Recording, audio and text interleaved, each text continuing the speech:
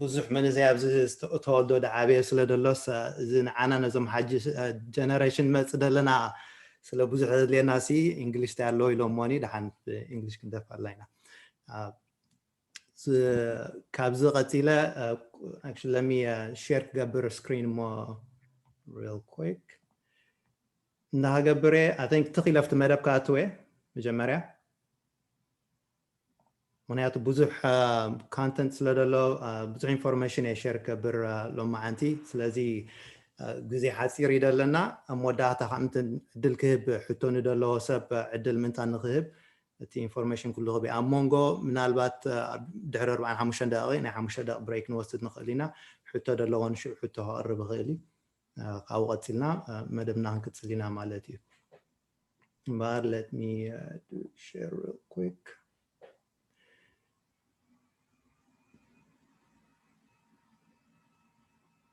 and you guys see the screen yet? No, not yet.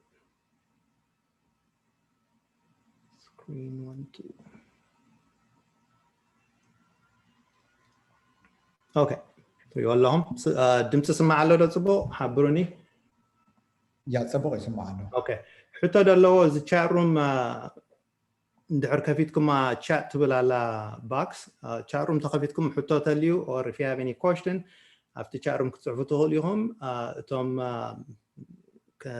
دين حفركن زارب دل خاني ان ميت غيركم مايكروفونكم كزاربوه اليوم مجمريا داتو دلو سبغنا كل غزي ان ميت كون خلي مايكروفونكم باك جراوند دمص خيسمع منتان تحاورنا مايكروفونكم ميت تغبيركم ما دبلت انيرو and انيلنا هراين بار انا اتي كاميرا خير دلو دبلت كز حنسب نبينا خاب كمبيوتر كون كهزاره كل حاس كم زي مس مندق تعلد الله وين يسمع كموني هجي كاميرا دلو بنفسه خر ادخل يحجز ناتي بريزنت مقبار ناتي اجندا نزارو بولس سبب قلنا كم دلو سلد سمعني اثين كفتي مزراب كمان اتابعنا يسلز كاميرا لكم go ahead open it and خنرى نخلينا even though بروحنا حلو at least بمنفس قرباينا دلنا هراين بار so why is the topic is the Orlando community ديما من الزي بتعمي ابز وان لناسي دلي حدا خافتي ار اس تي topic موني اقداس سلده هون خاص بزعبا زخزارب تخيل له الى حيت من موني تمجمري انا عي ديما ما ابز معلتي فاليوم نزي ايفنت زي نقول سب كم دزرقهم مقبارم سي عبي مسغانا قربلهم قليل يكونن قرب سب بقندي نسمون اخيباتات غيرهم زي عينه زي اورجانيزيشن بزح نجر voluntarily توفيملو مخان حبرتسن ناخذك ميلهم تقرص قليل يكونن سلاس عبي مسغانا قربلهم مجمره كابوتي لاتي زي تابيك زي حدا خافتناتي باشنيو بزحاله فوق 4 عامات قطعه بزحت سبات كو كابتناي كوميت ملكعت افي انيرا بوزح يرأينا يكل كنيرا هم قدمي يساتف النيرا مغنياتو علامه دو وسدو خالي مقد سلازنبره او انتان اتوكيرا فوكس نخدبر ديستراكشن خيك هلوان يلا خبزن حجر تفالي نيرا زغانا خوينو غنا اب حدا وصي سلدبصحنا حجينا ينوات حنسب سي نبينخا سكالا خديب نبينخا سكسس كبرسي fair ايكونن بلس ريورد خايبو لنا موداتو سلازس كل زين نحبرسب كان تمليس كاشير نوت كبرو يتقندي تدعبي ريورد انا بوغانيسي تدعبي ريورد حدا سب نخالي سب تاع عينت وصيت كتمصالو تخيل وين مقدين تاي كالي مقدهم دلو اتليست او امرو نخط كتتحساسو كفتلو نوت كلسي اقداسي ادبل اي ثينك حبير كان مسرح بزح نجار قلتي فخصال تكادخل وين بحدا سكسسفول دغان على كودو اكادخل كاب نوينها كل جزء حتى خم دابل كادخل سلازي with that being said building legacy and quite frankly انا لومي I'm going to touch a lot of topics كلن زين topic دهزا نبين نناي ساعات ددلين topicatin حق زراوا قنا at least نمجمرا لومي نتي قرب to open our mind what's to come and then to start to think about business due real estate due بزعبا ناي tax بزعبا ناي عداد هنا نجار I'm going to do introduce كجبرنا نخلن but ኣብቀጻሊ ግና ኣብ መጻኢ ነንበይኑ እቲ ታፒክ ዘርዚርና ሓደ ሰዓት ንኩሉ ፈሊና መዓልቲ እውን ክንዘራረበሉ መገዲ ስለ ደሎ ኣብኡ ንከታተል ኢና ስለዚ ዋይል ስቴት ቅድሚ ኣብኡ ፍቲ ታፒክ ትኽኢለ ምእታወይ let me get my clicker working the agenda of course you know the business and benefit of business taxes እንታይ ከምፃልና ውፅኢት ከምፃልና ኽእላ ብሂወትና and why real estate is ideal self-directed IRA and I don't know if anybody have real estate investing in your retirement account there is a you know where there's a way there you know where there is a will there is a way right there's a possibility but is ሁሉ ዛረቦ ታፒክ ሎሚ ኣብ college university ኣብ ትምሃሮ ነገር ኣይኮነን it's always kept you know the wealthy 1% ንብሎም ሰባት ሲ ካብ generation ናቶም ናብ next generation እዮም ደመሓላልፎም በራይ ኣብ public school ኣብ university college ኣይ ሰባይ መሃሮን እዩ ስለዚ ባዕልኻ ኢኻ እቲ research ዲጌርካ ወይ relationship ምስኦም build ጌርካ ትረኽቦ ኢንፎርሜሽናት እዩ ስለዚ it's very important ካኒ lastly personal development ክንዛረበና because you know እቲ ናይ ነፍስና ናህና ማስልሲ ሓንጎልና ይሁሉ ግዜ ነው እቲ ሓንጎልና እዩ ኣብ ሓደ ነገር ከብፅሓና ድኽእል success ወይ ከኣኒ مش أبيلها كوف قبل نادخل كأني يصير عنكفات تمثالنا هاو سبعلي سلازي personal development سي أقداسي it all starts with our brain and mindset is key which we're going to discuss a little bit about in that topic as well كفتم منهاتو مودات استولد هودا عندي كل جزء دس عنا نجار تأوفيس مع تخفيت آخري أخلو شو بلي دا أتواشكيو and التليفون العلا مس كمبيوتر تعاو عبهال اتوراقاتي قلابتو حجي كيريس حضرونا حجي كلتا عينت مرجع كمولا دمت صرت عينت مرجع هبانا يعني it's like حدا خط الرمو guide كنت قبرو you know تقول what صبر لك بلا شو لو إنجا إيميل نكلاينت يكسدد إلى هو قاعدنا ب you know كافتا تارم شقيته كله تحنت مرج على لاتن تخلي تخاني وال سوي له خديري أب حدي بصح تصبر أنا قرك عرق لي كتكا أخذي right but the curiosity أود حدر دول حجينا تروح نقول أبينا عالم كل صح أخذي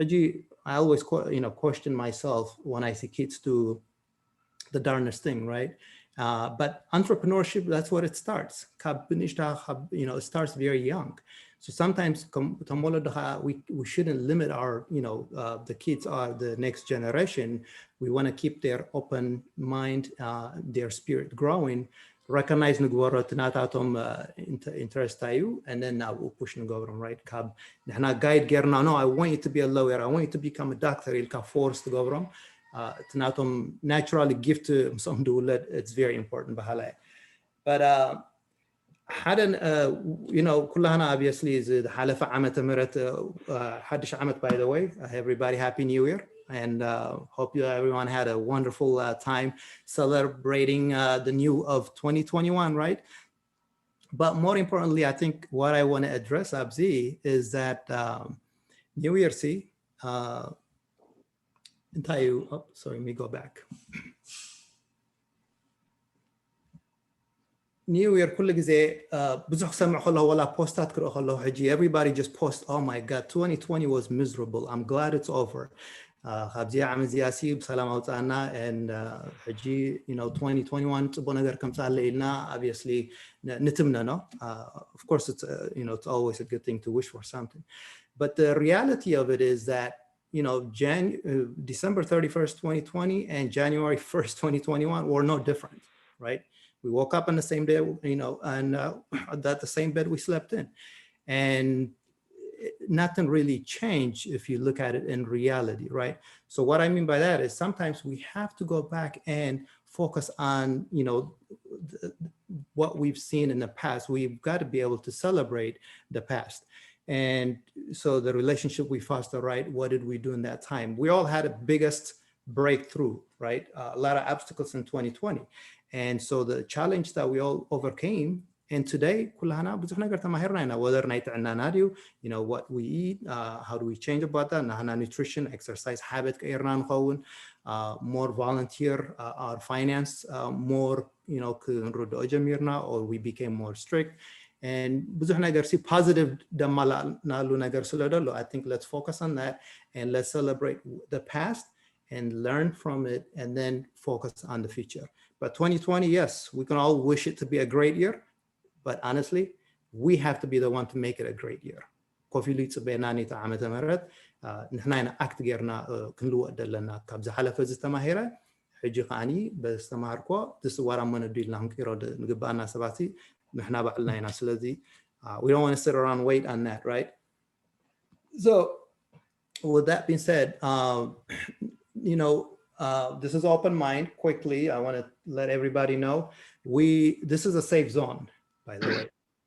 What I mean by that is we want to be open-minded, no judgment, right? And let's get comfortable with being very uncomfortable. It's very important because the unknown is what makes us uncomfortable. So sometimes we turn around and look the other way, but we have to just walk through that and say, you know what, I'm okay with being uncomfortable. And I believe in not people giving me compliments and, tapping my shoulder, you're doing a great job, because that doesn't do me any good. It only keeps me stay where I'm at today, right? I want people to see my flaws and say, you know what, you're doing this wrong. What you said there was not right. The things you're doing right here is very, very wrong.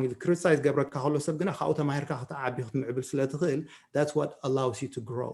So we have to be able to openly accept criticism and then open our mind and grow from that, right? So it's very important. So I want this to be very open mind. So anybody that has any question, there is no such as a stupid question, right? Because I myself did not know everything I'm going to be talking about today, years ago. So I was asking a million questions to every person that I met.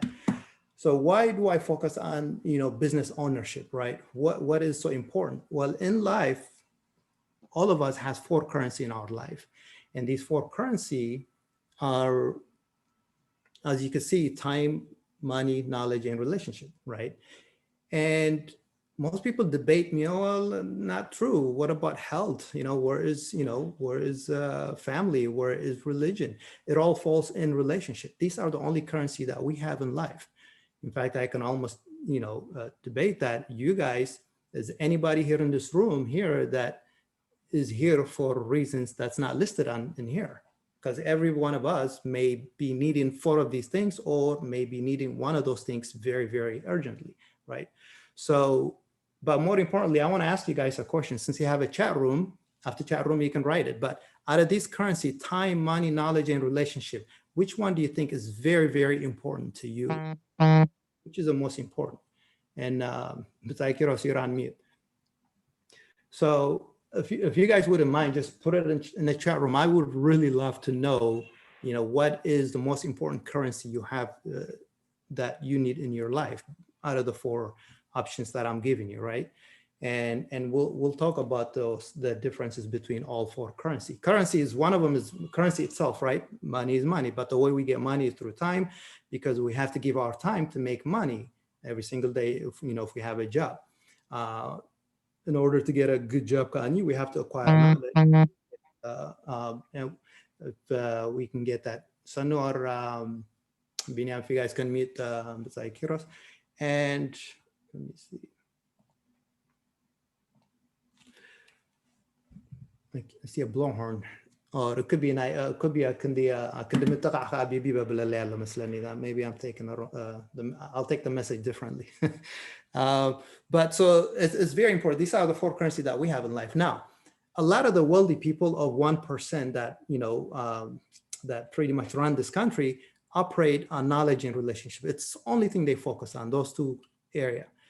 But the majority, 95% of society focus on time and money, right? This is what we focus. And here's why, because if you guys have read a book written by Robert Kiyosaki, Rich Dad, Poor Dad, I would highly recommend you read that. 2 books I highly recommend for anyone that want to get into entrepreneurship side or the business or real estate investing is going to be Robert Kiyosaki, Rich Dad, Poor Dad. Also, Think and Grow Rich by Napoleon Hill. So very, very, very powerful books. Highly recommend you read them. And we can put them in the chat room later on too. So I'm seeing some people putting time, knowledge, time, knowledge. So it seems like there's a higher percentage putting time. I'll wait for the rest to go. So Robert Kiyosaki, he did a cash flow quadrant, which was very brilliant, that so many investors use as a model today. And it's so important to learn that actually his cash flow quadrant, right? Because it breaks it down into four different ways, which is you have an employee, right? So we have a job, you get hired, we get a job, and you guys hear the term 40-40-40, right? This is, this is what they mean is that you work 40 hours of a week for 40 years of your life to keep 40% of your, you earned. The rest, we'll talk about where it goes, but that's the employee cash flow quadrant. And then of course, from there on, people are like, you know what, I'm tired working for a corporation. I don't want to work. I'm going to start my own venture. I'm going to start, doing my own rental company or my own janitorial company, restaurant, whatever the case may be. And you become self-employed, right? Self-employed just means you own a job, right? So a lawyer, a doctor, right? Most tax accountants, if they don't show up to the job, will they get paid? They won't get paid, right? Because they have to be able to show. So really what they actually are doing is they're owning the business, the job themselves, but they have to be present in order to create that income as well. Yes, they're going to hire people, they're going to have management and so on, but they do have to show up in that business. And then from there on, as you grow, then you become a business owner. And a business owner really have two things. They own systems and they own assets that actually generate some income. So this is what creates some income, right? And what's the difference when you look at the business owner and self-employed? They both own a business, but the biggest difference is me as a business owner today, I can fly back home Adi, I can set up Gorgusum and have a laptop with a Wi-Fi connection and a cell phone. I can operate my business, right? Because there is people involved. There's a system that runs that company. So I can be there and still generate income. I don't have to show up at my business, right? And that's really the biggest difference. So if you can operate your business any part of the world, any part of the country, and just oversee it, then you're good to go, right? And lastly, the goal is to become that investor. And as an investor, all you're going to do is you're not going to deal with any headaches, right? You're just going to sit back and say, give me the report. I want to see it. Okay, great. Let's move on, right? So all you're going to do is look at your money and have your money work for you. And all you're going to look at is the return that you're getting in that money, right? So that's the biggest difference. Now, unfortunately, due to COVID this year, it actually led to a lot of people becoming unemployment. Now, this is an area that none of us wants to be at, right? Unemployment. So, and that's one of the biggest challenge that we're facing right now. And we're going to talk on how that's going to impact the real estate world or the real estate market moving forward. So that's your, cash flow quadrant that was written by Robert Kiyosaki, which is very powerful. So the goal here is that to really climb the ladder and start to operate as a business owner and real estate or as an investor, right? And at that point, you can just do what you solely purpose, what you were born to do in this world, right?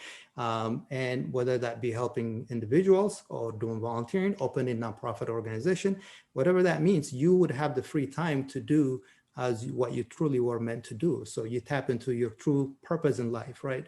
But that is what gives us that ability. So this is a study that came out about a little over a year ago by US Bureau of Labor Statistics. And what they said was that the average household of four, right, two parents and two kids in a family today earn about $62,000, $63,000 annually a year.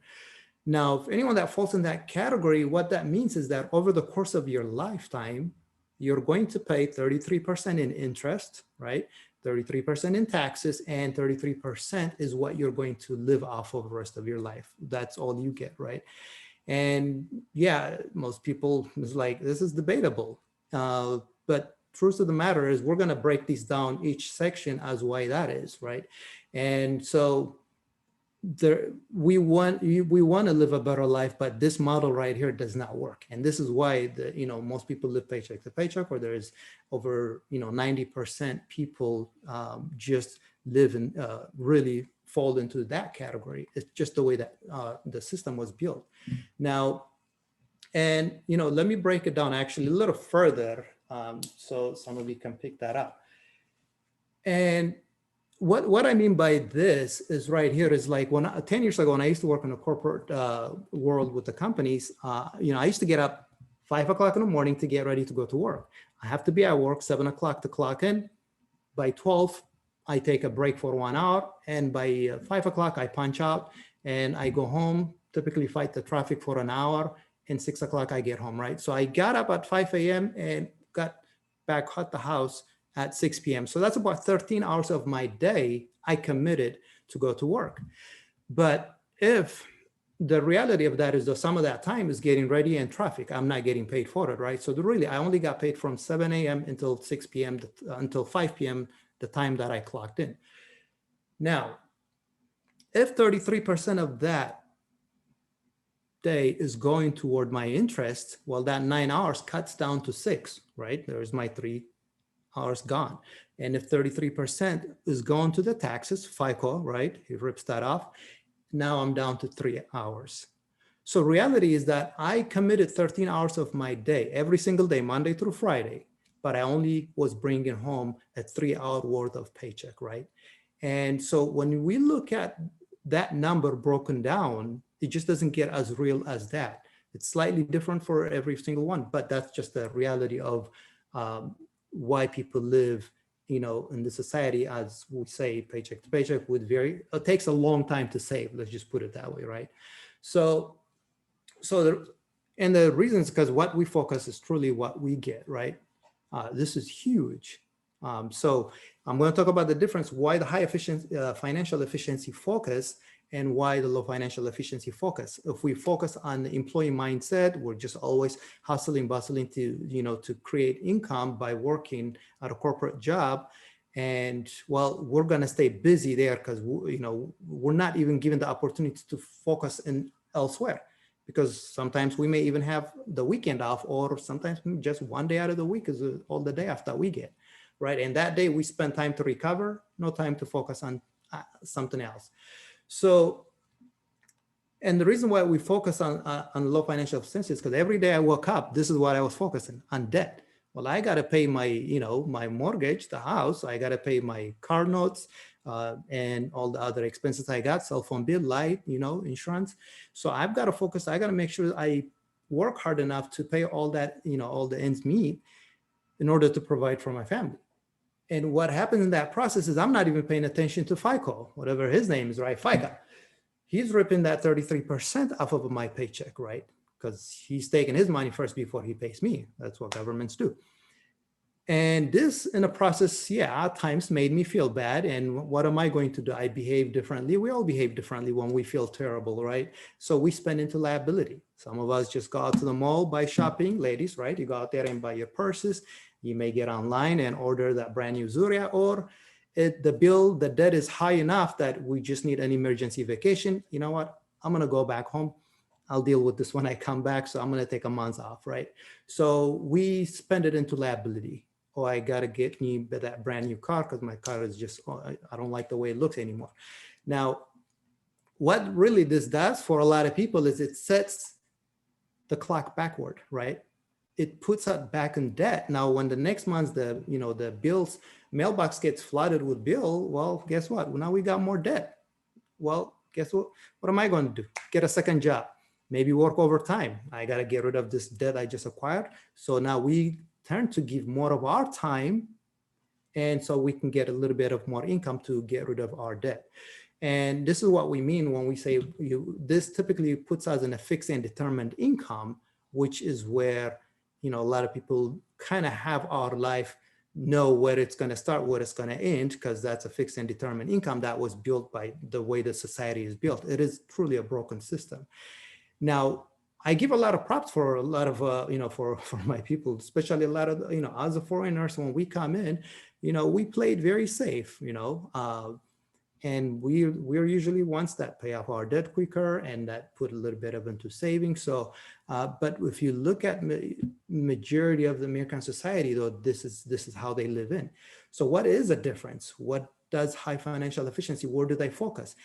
Two things they focus. And it doesn't matter whether you're an employee, whether you have a business, any kind of business. You don't have to be a real estate investor for this. But if you have any business, you have to focus on these two things, debt acceleration and write-off, because these are the underlying foundation of any businesses, no matter what business you have, right? So what I mean by that is debt acceleration is like how to pay off our debt quicker in 1/3 of a time versus just continue to pay the minimum payment, right? And write-off is how do we mitigate the taxes that, you know, the set of rules, taxes that's out there, understand them and mitigate them to our benefits, right? So when we talk about debt acceleration, we buy a house that's 30-year mortgage in it, right? Isn't there a way that we can pay that house 10 years versus in 30 years? So we save 20 years of our life, right? There is. We buy cars, right? We have a 5-6 year loan on these cars, but is there a way we can pay them off quicker? Absolutely is.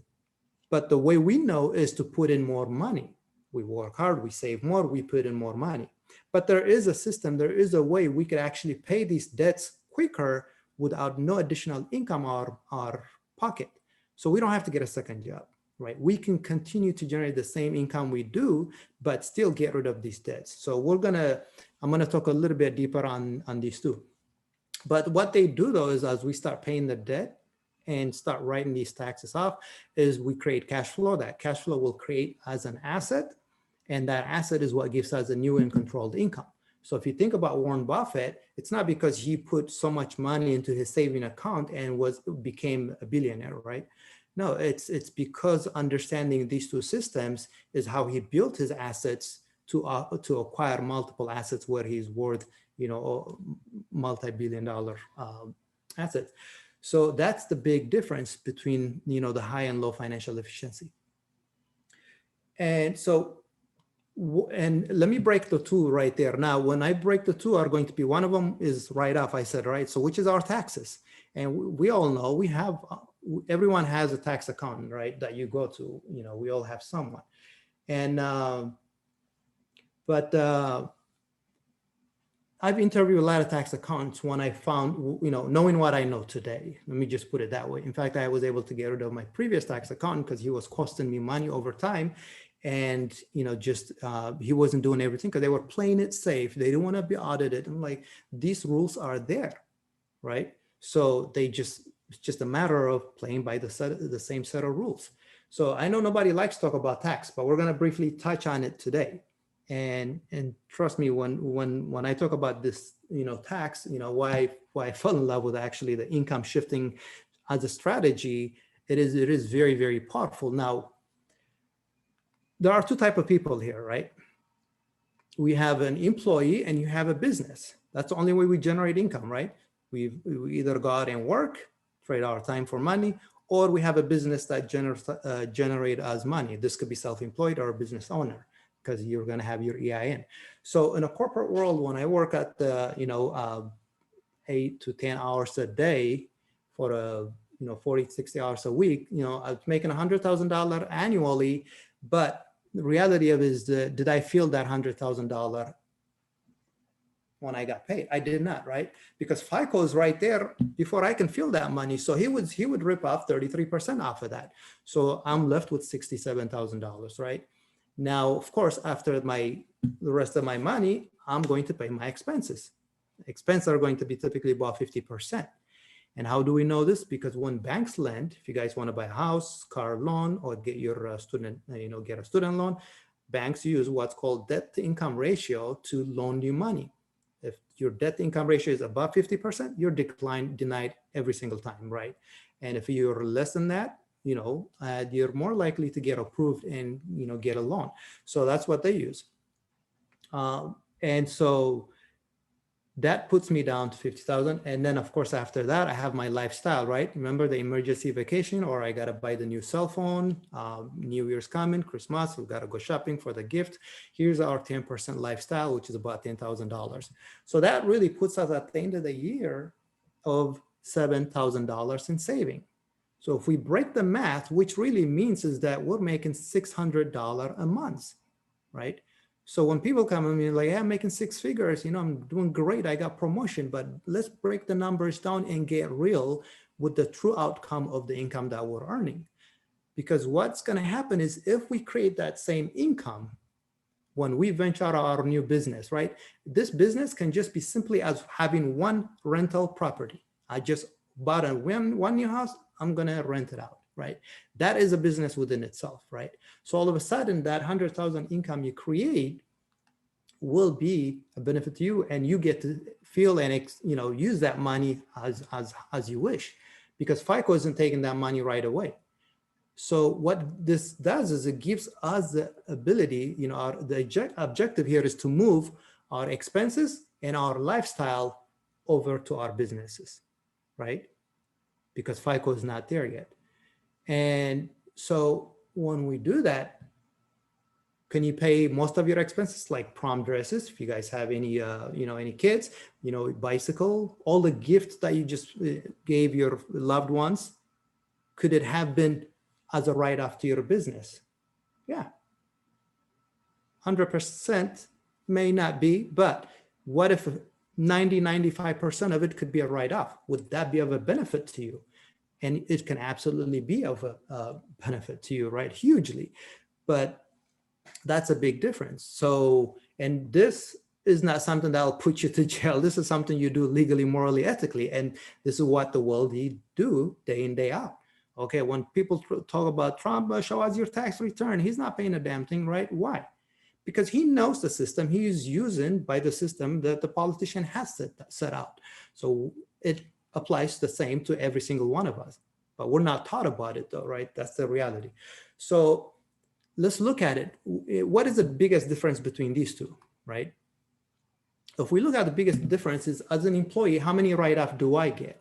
I typically get, when I am an employee, I was only able to write off 15 to 20 items. That's it.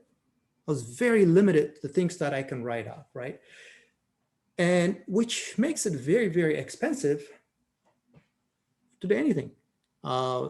It pays tax mostly. That's where most of that money is going in, which is why it's 33% of that goes to taxes. So the reality of it is that because they're taking the money first and I'm giving what's left over it, right? So the statistics show, the US Bureau of Labor statistics show that most people pay more to taxes than food, shelter, clothing, and entertainment combined over their lifetime. That's how huge tax is. That's the way it's set up. It's the way it's written. So it makes it difficult to write all these different items, right? Travels, car, insurance, cell phones, right? Every single one of us should travel with our family free of tax write-off, as long as we have a business that we can write that off against, right? So, and as a business though, you get well over 400 options, 400 write-off. It's just, the list is endless. There's so much in there. And funny thing is, even people that still have rental property or have businesses, they don't even use every single thing that exists. Now, one of the things that really opened my eyes, my mind here was that, I'll show you, as you venture out your businesses, right? It's paying off your kids. In fact, this amount increased as soon as Trump became president. Because before, during Obama, it was only $6,000, right? It was limited. You could pay off your kids, at least from the age of 5, 6 years old. You can pay them off up to now $12,000 a year. And the beauty side of it is that because they all are under age 18, they do not have to file any tax return. So you get to write that off.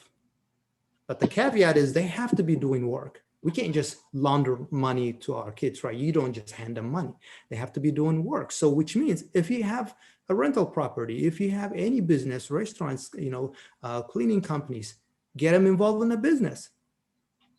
Don't just use them for labor, but actually pay them. Because what it does is it teaches them, business ownership skills. It makes them become self-reliant when they grow up, right? So what we do is we pay our taxes at an effective rate and we give money to our kids as a gift from what's left over, right? And so what that does is we're actually burning that money twice. But what we want to do is keep our earned. I just earned $100,000. Before I pay the taxes, I'm going to say, oh, I've got expenses. Okay, I've got labor. Hey, my kids are going to my house. They're helping me with the paint. They're helping me mowing the lawn, whatever the case is. I'm going to pay it, right? You may not pay $12,000 for a 4-year-old, but you could start, $2,000, $3,000. Now that's a benefit as you can write that off, right? This is how the world keeps most of their money and pay very, very little taxes. And this is just one of the 400 ways, right? So we live in a digital world, guys. It's everybody wants to play with their iPod, play a game, watch TV 24 hours. No, get them out, right? Get them involved. And it starts early. So this is one way to fight that technology world that we live in. So that's just one. What will this do for me though? As I start to write off my expenses, my lifestyle into my business, now my taxable income becomes $40,000, which cuts it down to about 8% tax rate, right? And if you think about Warren Buffett, he pays 10% consistently on his taxes. Sadly to say, his secretary pays more in taxes than he does himself. And when I say that to people, they're like, yeah, right, that's illegal, man. That's criminal. And yes, it does sound very criminal, but that is the truth. And so the point I'm trying to make here is the perception in what we look at, right? And this is just one of the 400 ways that I'm showing you, because this would create me a cash flow of $32,000 at the end of the year by simply just having a new venture of business. And it doesn't matter what business that is, right? So that would give me a monthly of $2,700 versus $600, right? Just one little shift in our mindset can make a huge difference. Now I'm going to talk about real estate and how much of additional benefit there is in real estate when it comes to taxes, right?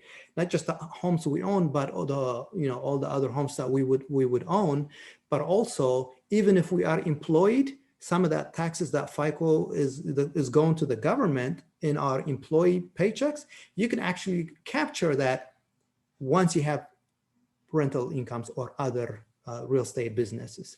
So we'll address that in just a minute. Now, that's just the tax side of it, right? And so if anybody have any question in between, by the way, feel free to come out and ask. We can address them as we go. But this is I'm just giving you a brush, a 30-foot overview of, what happens in our tax world. Now, when we talk about debt, right? Debt, the less that we have, the more cash flow we have, right? If we have no debt, great. Everything we earn is going to be an income. Perfect. But the reality of it is that banks like us to think and act in a certain way, right? Because everything we're taught about money is for us to work for that money, right? We have to get up, give 8, 10, 12 hours of our day so that we can get that money. Bank will never teach us to have money work for us, right? Other than stocks, bond, and CD, and so on, which really makes them more money in process than it does for us. So truly, what is a bank? It's a very lucrative business, right? And what's the purpose of a bank? A bank purpose is truly to profit. That's it.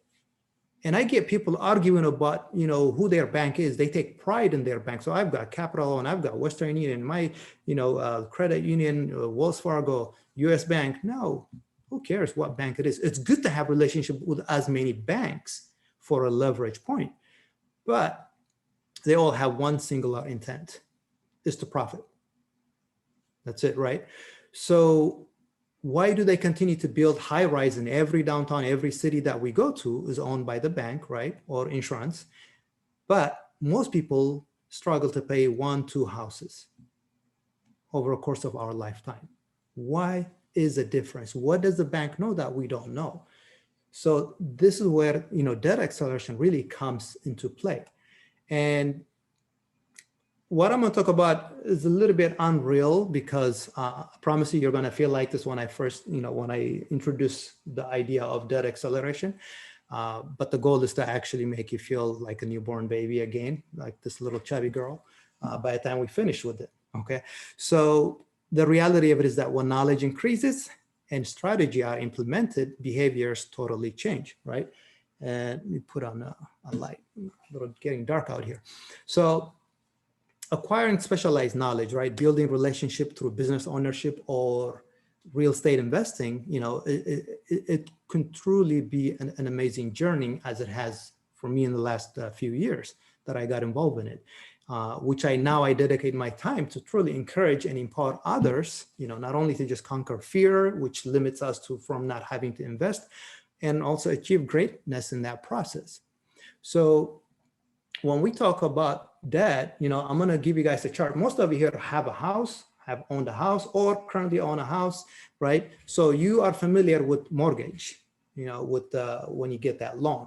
And so let's use this example, $300,000 house that we bought at a 5% interest rate, because we bought this a few years back, not last year, which is interest is great right now, but our monthly payment is about $1,610. So we're going to round it up to $1,600, right? And it's a 30-year mortgage.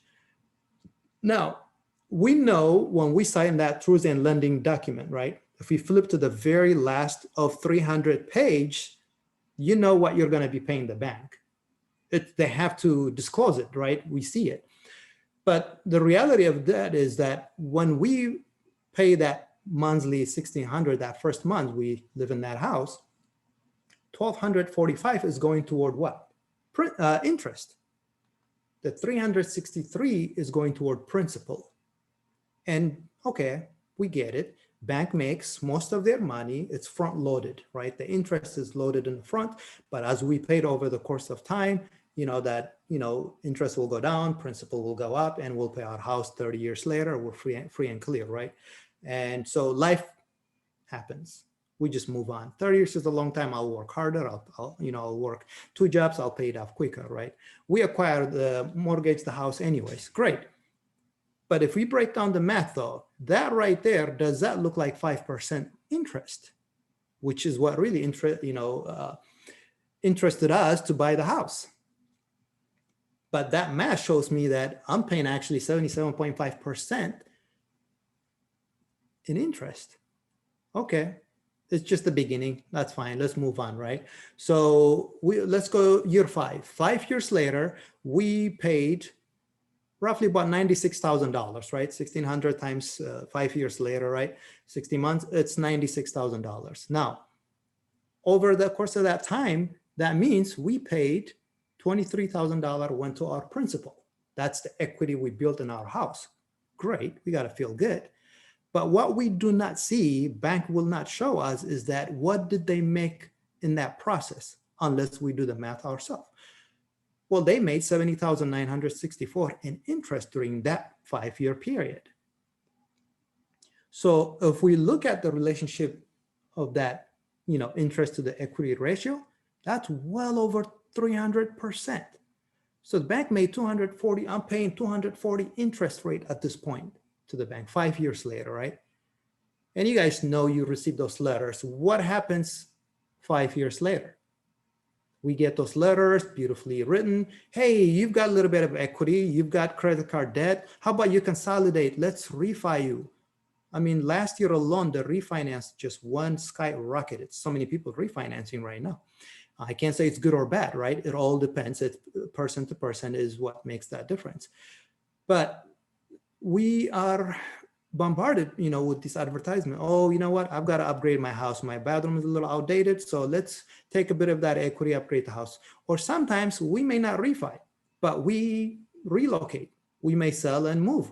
The average person, 70% of people in America stay about 5 to 7 years in a house.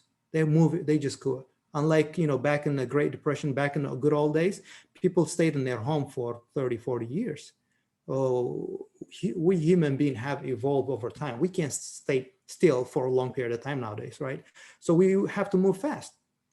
So 5 to 7 years, they sell. One could be, hey, they went from having 1 child to 4 kids. Guilty, right? I need a bigger room. I've got to upgrade. Or I've got to downgrade. Kids gone to college. What am I going to do with this big house? Let's go down to a 2 or 3 bedroom house, right? And job relocation. Many reasons people will sell and buy. So what that does is it resets the clock to the beginning. Every time we refi, we did so well 5 years later, right? But then it resets the clock to the beginning. So that really 5 to 7 year cycle is where so many people are stuck in that cycle to not to be able to pay off an entire 30-year house mortgage, right? I call that a vicious cycle because it's tough to get a lot of people out of that cycle. So, and when we look at that through the lending statement, if we remain in the same house and continue to do the traditional way that we're taught, pay our mortgage, well, we bought the bank another house, basically, right? We paid $279 in interest, and we have a $300,000 equity in our house. It's fully paid. And really, the true interest is 93%.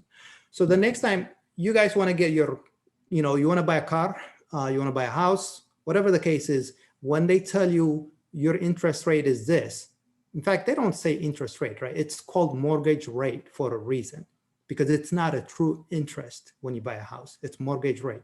So if you want to do the easy cheat sheet math of a true interest rate that you'll be paying, is you do, let's say if it's a 4% interest rate, you do 4 plus 4 is 8, you times it by 10, which is 80. So your true interest you're going to pay on that house is 80%. And that should help you move faster. I'm like, whoa, 80%, that's a killer. Because would you buy that house if a bank says, sign this document, you're going to be paying us 80% in interest rate over the course of this loan? Yeah, nobody would buy a house, right? They're like, no, thanks. I'll wait until I save enough and I'll buy it cash. But that's a reality. So you can do that math easily. This applies to anything, by the way. Student loans are amortized debt, right? Mortgage, it's amortized debt, it's compounded, right?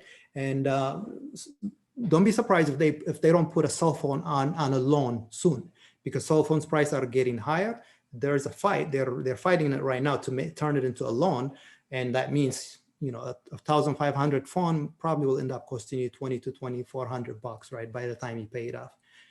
But that's interest rate. This is how we get stuck in this debt, to not be able to get rid of them much quicker, right? So is there a better way? Absolutely. How do we change it? Well, one way the banks actually teach us, they give us a little hint on some of it. Hey, make your mortgage, pay your mortgage every twice a month. Or when you get that tax return money, throw that extra money into your principal, into your mortgage. Great, it works, right? When you do, and that's actually, this we do. I know so many of you do this, and you are actually able to, to pay off your mortgage a little bit quicker. But there definitely is a better way though. But what this does is though, by the way, if you don't tell them the extra payment that it needs to go into your principal, bank will take that and put it all the way toward the end, like months 360, because they don't make much interest on that time, right? So they'll, unless you specifically tell them, either online, when you pay it online, it gives you that option, right, principal. But if you're sending a check, you better put, I want to apply the extra payment to my principal, and then they'll push it all the way to the end. So what happens is that if we do this, if we do that, extra payment that we're sending, we can shorten that loan. Yeah, we'll save about 6.5 years and a little bit of money off of that interest. But what do they care? At this point, bank won't even let us keep our notes that far, because they'll sell it to another note. Once you pass 7 to 10 years in your mortgage, Bank of America will package it and sell that to credit union. Hey, by the way, here is your new representative. Your note has been sold to another bank, because they have no interest in, because they realize you're going to stay in that house. They're not going to make much interest off of you. They'd rather package it, sell it, and then loan to somebody that's a new home buyer, so they can start from the beginning, because that's when they truly profit, the banks, right? So that's what they do. This is what the banks suggest. This is what a lot of people, encourage, and it does work. It does save a little bit, but I just don't think it's the best way, And, Albert Einstein said that compounded interest is the 8 wonders of the world, right? He who understands it earns it. He who doesn't pays it. So what I got out of that is that, you know what is to stop any of us to become a bank? There's nothing really. That 6 inch between our ears, yes, that's it. But every single one of you here can actually become a bank and loan to someone money to acquire their dream home. If they can't get approved by the banks, yeah, you can certainly become a bank. So you don't have to have an institute and a building and none of this, but you can certainly create a mortgage note to someone else. Now that you see how much bank make an interest, well, that can be your business model as well, right? So if you've got multiple rental property that have enough equity, they cash flow a lot, guess what? You can certainly use them as you can write your own mortgage to someone else that want to acquire that house. So there is really no reason to stop any one of us to become a bank. And that should be the ultimate goal. And that's what most investors do. Most investors they let their money work for them is simply because they become the note holders, right? So one of the best way that I know that has worked is that using products like line of credit, right? The HELOC, personal line of credit, unsecured line of credit. These are products banks, they don't advertise about them. They don't push for these products because it makes them less money, right? But these are so powerful products that we can use to our advantage though. And I do a whole hour-and-a-half training on this, by the way, on a different night. So for those that are interested, we can invite you, come back on those days when we do that event. But I just want to give you the overview, the 30-foot view overview on this option though. So if that recycled bin you're looking at, it becomes our ADI line of credit, which means just average daily interest, right? Line of credit is a simple interest. We only pay interest on what is owed, right? If you have a credit card, it's a line of credit. So if you owe $5,000 on that credit card today, that's all you're going to pay interest. When you make a $1,000 payment, your balance drops to $4,000. The next time you charge interest is only on that $4,000, right? It's simple interest. So on a line of credit, you could actually put your income, all your check that you get paid from your work, you can put that in there. And you could put in all your debts in that as well, like your mortgage, your car notes, your credit card debts. And that product actually gives you check writability. So really it behaves the same way as your checking account. Acts no different. But you can spin your money in that product itself, and it actually works much, much better to our benefit when we do that. And what I mean by that is that if we utilize line of credit, right? So we're not working 2 jobs to make extra payment. Our lifestyle is not going to change in this process, right? All we're doing is a set of tools that the bank provide and using them to our advantage because we understand how they work. So you could use that line of credit, and when you do, you could actually pay this exact same $300,000 mortgage in 11 years, right? Saving you well over 19 years and plus $200,000 saving over the course of that time. And I'm a believer, money saved is money made, absolutely. Because how many years do I have to work? How many hours do I have to work to make that $200,000? So it could take a very long time for me to accumulate that in the saving and to be able to pay it off. But you can wipe it out much, much faster and quicker by utilizing tools like line of credits, right? And when I asked that question in the beginning, most people are I think majority of people put time. It's like when we talk about the 4 currency, time is the one thing none of us can get back. Look, we all have 24 hours in a day, 7 days a week. If anybody got 8 days a week, I will pay whatever the price is, let me know. And if that's the case, why do we get up every day and give 8-10 hours of our day to a corporation to work for someone else, build somebody else's dream? If time is so important for us, right? It's a commodity because it's the one thing we don't get back. We can get more knowledge, more relationship, more money, but time we cannot. But yet we give so much of our time and the one that we value the most. So here's a way you can recapture that time and save money in that process. So 20 years is not easy, but it is achievable. So this, I kind of break it down heavily in one whole hour, but it just gives you that there are tools, there is ways that most investors, by the way, most of these commercial buildings that you see out there, this is what they use. They use through a line of credits, right? This is how they're able to acquire them. Most people don't get a mortgage on most of commercial buildings for that reasons, right?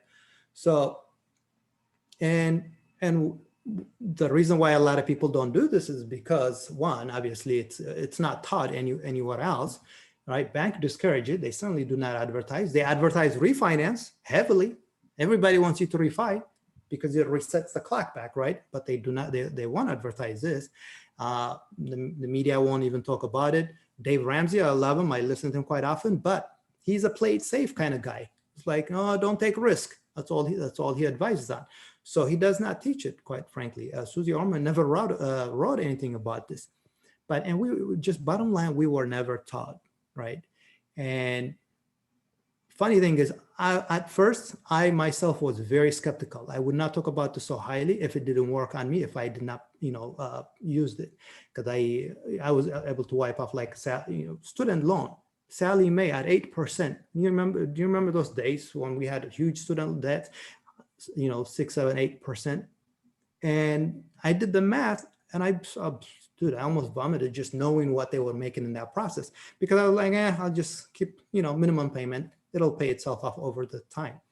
But realizing this and doing the numbers, I was like, no way. So it took me 2 years to restructure and use line of credit to be able to get rid of that in 2 years. Puts well saving, from a $35,000 student debt, saving me well over $12,000 just in a short period of time, right? And that's when I was like, whoa, this thing really does work. And there is a formula. There's an app for it. We'll send you guys that you can actually download and put numbers in it, see it for yourself. So before you start tackling things, you can actually see how it does. I have an Excel spreadsheet on this. I'll be glad to share it with you guys. For those that we have an email, we can send this out later. But that's that acceleration, right? So the whole purpose of this is really, what is the possible change, right? What is the outcome of if we do these? Our goal should be to live on 80% of our hardest earned income, pay 10% in taxes, and pay 10% in interest. We can't avoid them, but at least let's knock them down to much less. We want to be able to pay less of them, right? So that should be the goal. And because this is actually what would give us a way to start living life on our own term, rather than, always just fighting or trying to figure things out as where the money is going and how fast it's burning out of our pocket. But that's on the debt acceleration. So that's why I say these two foundations are very, very important for anyone that wants to start, building, or venture out any investment, or currently have, rental property or any other investment, right? So we're going to shift to real estate now, as to why real estate, why is it ideal, right? What was the reason that I started investing in real estate, from doing, all the different type of job I was doing, graphic artist and photography. And I'm like, I'm done with everything else. This is my focus, right? This is it. So what is McDonald, if I may ask you guys? Daniel asked, for the acceleration debt on the line of credit, is it the same rate? Is the rate fixed? Is it committed for 30 years? No, it's not actually. So good question, Daniel. So your line of credit, there is no commitment, right? With loan, I'm making an agreement with the bank. I'm going to pay you $1,600 a month for the next 30 years, right? So that's what turns it into a loan from a line. And the reason our HELOC or personal line of credit are simple interest or ADI is because they don't know whether I can pay that off in 2 weeks. I can win a lottery and be like, here guys, I'll pay it off in a week, or I can hold on to it for 40, 50 years, like your credit card. You can hang on to it, pay the minimum payment for 20 years, or you can pay it off in 2 weeks.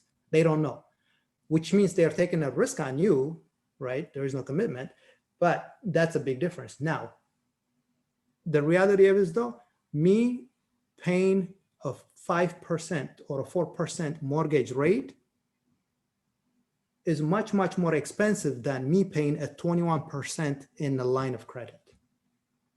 Big difference, right? And a lot of times when we're sold on the monthly payment we can afford and also the interest rate. Because if I give you those two products, you're more likely to say, no, I'll take the 5%. That's good rate. That's how I'm going to buy my house, right? But yeah, big difference. So good question there. And so on the real estate side, what was the question asked? McDonald's. Yeah, guys, when we look at McDonald's, what is McDonald's? What's the first thing that comes to your mind? Anybody? Or Publix, for those that live in Florida. Like when we look at Publix, what's the first thing that comes to our mind? What are they? Right? Publix is the same thing as like Cub Foods, if you guys live up north or Midwest. And it's a grocery store, right? McDonald's is a fast food. But really, it's a real estate business. McDonald's is a huge, huge real estate business, okay? They do not care about their burger or any of that stuff. That's just that's a bonus for them. That's like an icing on the cake. But they are a real estate business. So they do demographic study. They pour so much money into the area and they buy the land, they buy the building. That's actually where they're investing. It's not the restaurant itself. So, and why that is though, and why is that? And well, that's because, real estate is very ideal because there's so much benefit to real estate. There's 5 benefits that I'm going to talk about, right? One is income. You can put a tenant, you can generate income. There's 5 ways to make money off of real estate. One is through an income generating by putting a tenant in there. Other one is deduction. You have a huge deduction over that property. Thirdly, it is the equity that it builds. As your tenants pay the mortgage, they're building equity for you, right? So that's your other income. The fourth one is appreciation. Over time, the longer you hold that property, it's going to appreciate. And then lastly, it's the leverage point, right? So this is huge in real estate. But for those that invest in stock, bonds, cryptocurrency, when do you make your money? When you invest in, in any of stocks, right? You invest, like if you bought Disney share, when do you make your money? When you sell, right? So when it appreciates, well, let's hope it appreciates first. We sell it, and that's when we make our money. It is the only time we make our money. But in real estate, you make your money. In fact, as an investor, you make your money the day you buy your property, right?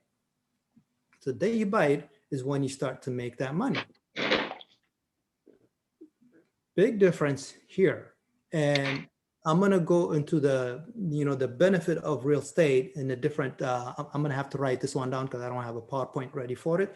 But so there's just 5 different ways that we make money in real estate. But most financial advisors, though, they push us into invest into something we don't even know, right? Which is, Tesla, Disney stock, and obviously Zoom now. Most people are jumping on that, but we don't know much about them. So we rely on our financial investors to invest on that. But that's a long time. But the risk is higher on that, right? In real estate, it's tangible. It's got a foundation. It's not going anywhere. There's 3 things that people need in life. They need food, shelter, and clothing. These 3 things. If anything else, people may get rid of their clothing and, run around naked, but food and shelter, you've got to have, right? Or they may get rid of the house before they get rid of their clothing.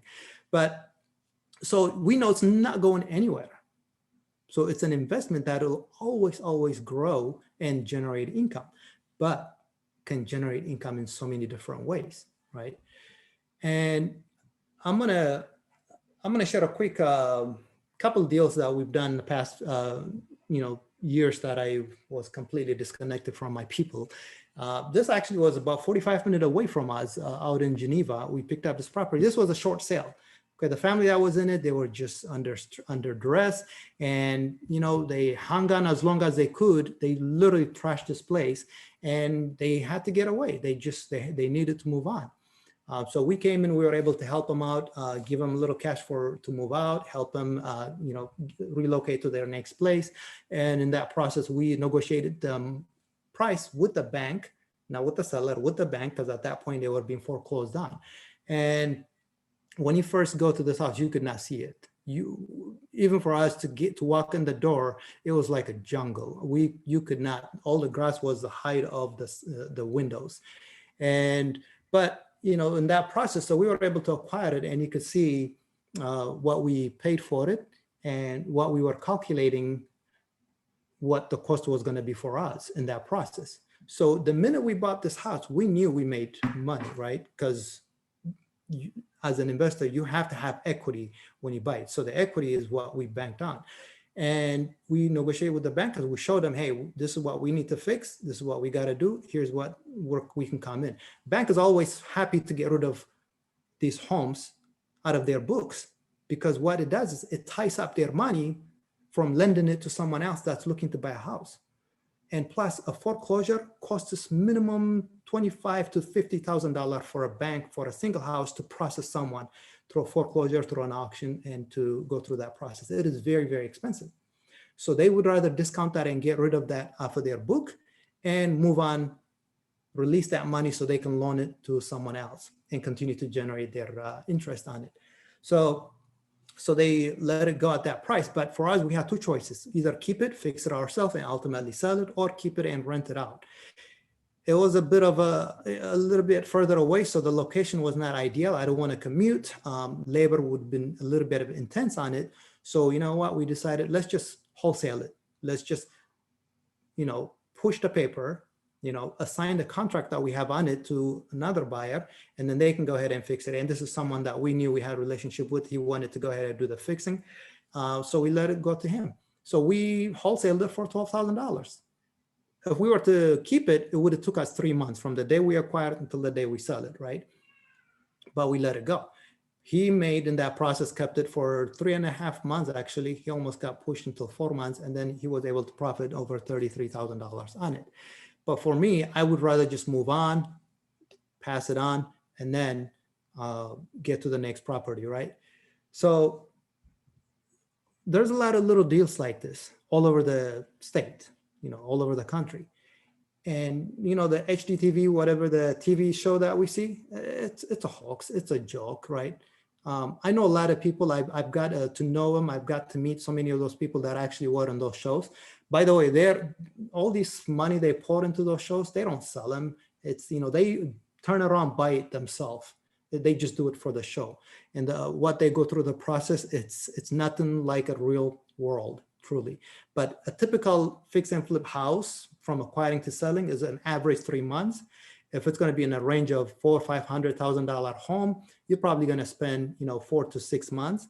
But mostly around $1 million homes, you're going to spend 9 months into the process by the time you sell it out. So that's just the real average numbers that we've seen across the nation. But what this did is that actually, as we did a couple of these, and it led me to work on a bigger project. This is a huge project that I think everybody should be aware of, happening in Titusville down here in Florida, over in Brevard County. And the reality of it is that you guys, I'll say it here first, you'll see in the next 10 to 15 years, you will see so many people coming flying out here paying $20,000 to $30,000 per ticket to get themselves to the moon. So any one of us can purchase a ticket and go to the moon, whatever we want to go, right?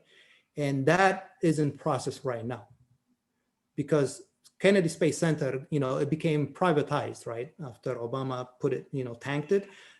They turned it privatized. Now, obviously, Space Coast, buying that out. Tesla, Boeing, we've got about over 1,000 engineers moving this direction and building so many commercials, so many factories right now. And now with that comes a lot of small businesses that support those engineers too, right? So this has been happening in the last 2 years. over in Brevard County. So if there is places to be investment, this is what we call recession proof. So no matter COVID, any type of recession that comes in tank real estate, that doesn't mean it's going to tank all over the state. You have to know demographically where it's going to increase, where it's going to stay steady, where it's going to continue to grow, right? But this area right here is growing. Probably by within a year and a half, I would say they're going to run out of land because it's right on the coast, right? So that relationship really fostered us. These are individuals that we've got together through our intellectual mindset, and said we form a joint venture, open a hedge fund company, and then start buying lands to do commercial storage units and build multifamily units.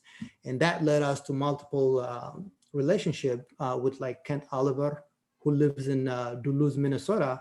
He has about 30-some-one hotel of Hyatt. He's actually building a convention right across the street from this building. So we've had a long talk, a couple lunch with him, and now he ended up wanted us to become part of his partner in a deal that he's got 140 acres with a golf course, wanted to turn it into assisted living. So where the wealthy operate, when I said, is knowledge and relationship, right? And this is a testament, this deal that I ended up having to work with was a testament to that knowledge and relationship. That's really where they operate, because that's where wealth is created, right? And why do I share this? I mean, you guys know me. I'm very try to be as humbly, and I hate talking about myself, really. But what this did for me, though, it truly opened up my eyes. It's like, this is an example, right, of the possibility of what could become our community ecosystem. Community members working together, right, and building.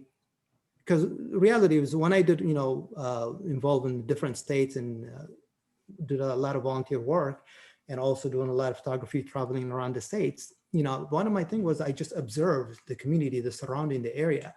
And it kills me to see so many commercial buildings, malls, right, were owned by, mostly Indians, mostly Chinese or Jewish. But we, Habeshar, we work so hard individually, but we fail collaboratively. And you work together, success is massive. And that's a very, quite frankly, it's a topic of its own. Hopefully they'll schedule another day why that is. But I think it's time to just wake up and see, open our mindset and start to work a lot, together really to achieve greatness. Because as a lone wolf, it would take me years. It's going to be much harder to do one thing. I much rather own at 20% of one business with 5 people versus one business at 100%. Because at 100%, I'm only going to scale vertically. And at one point, I'm going to hit the top. I'm going to be capped out. I'm going to get burned out. I'm done, right? But if I scale horizontally with multiple people, there is no limit, because I'm going to do what I'm good at. They're going to do what they're good at. And now we just grow much faster and quicker.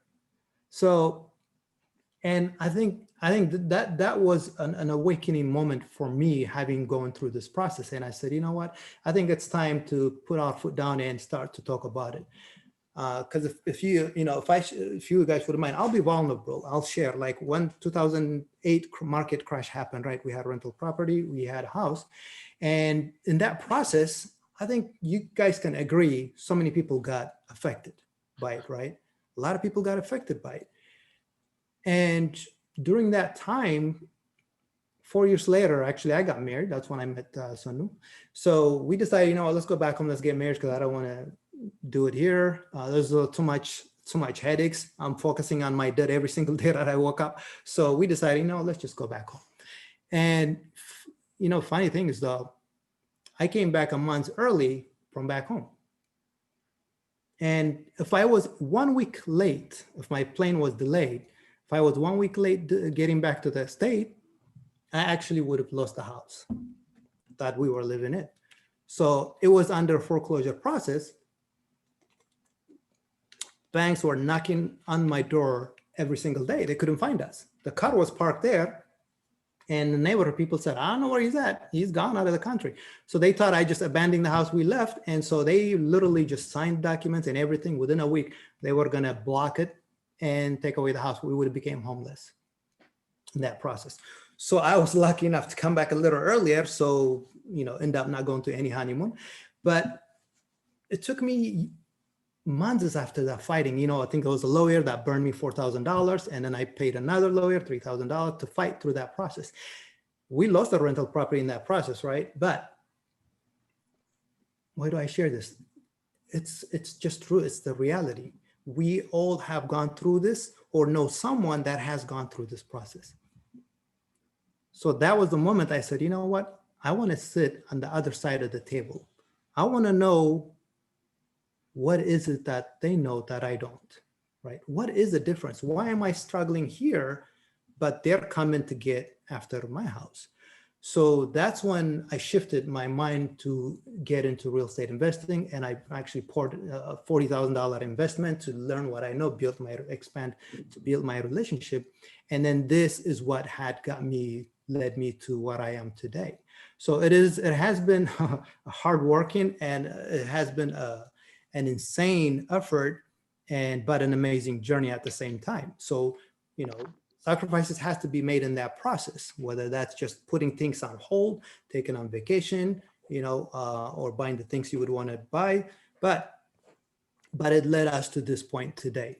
So it is so important, and there is so much within real estate. And I think that's one reason why I want to share, because when we look at high financial efficiency and versus low, what we're taught to do is traditionally work hard, get good grade, good education, save your money, and buy your dream house, live your dream life. That is what we've been taught, right? But that puts me probably about 89, 90 years old, that trajectory. What life do I have to enjoy at that point? It's just a broken system. So we don't want to fall for that, right? You earn money, you buy stuff, right? Possibly invested in some CD, stocks, or crypto, right? And then save your money, protect it here, right? Accumulate it. That's your nest egg. But the wealthy do not save. Every single one I've met to this day, I'm like, what do you do with your savings? They're like, I don't save, right? What they do is they control stuff. They build assets.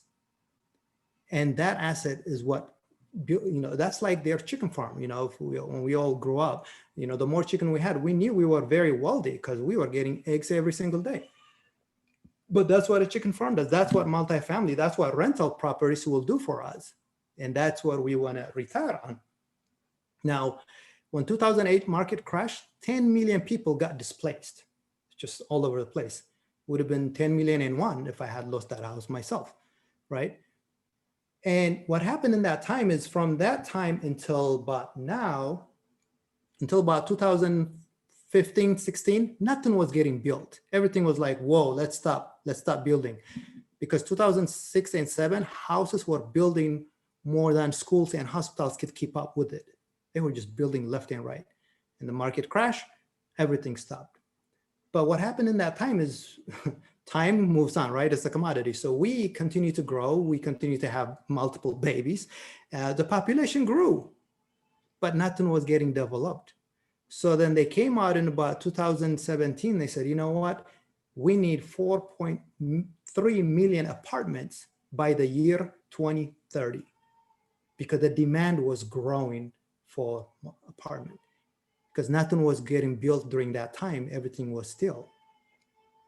So they were afraid that homelessness is going to become the biggest issue. And it still is actually one of the biggest issues right now.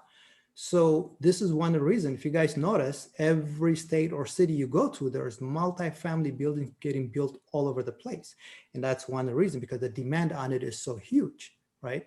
And the other thing they said this year was that 42 million of millennials hit 30 this year, the age 30, right?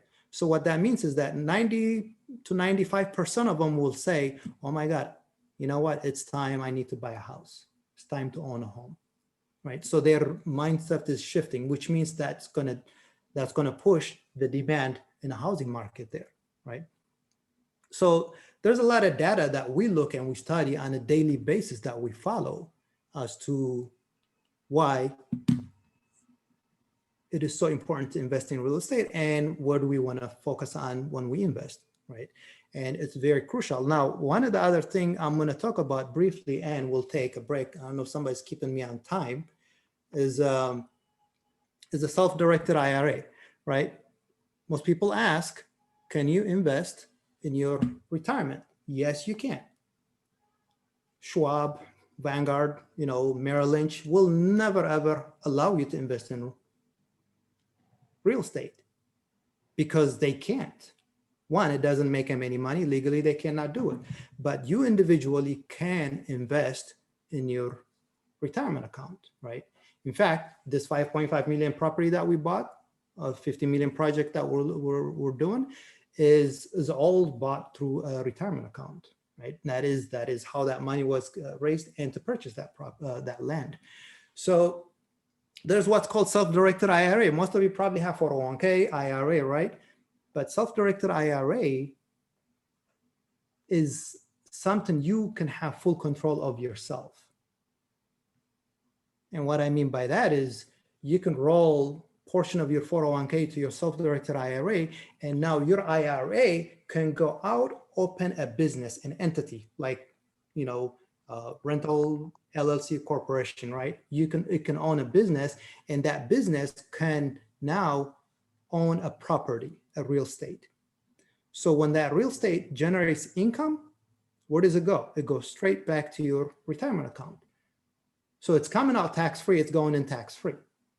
This is the fastest way you can grow your retirement account money. It is the most brilliant way.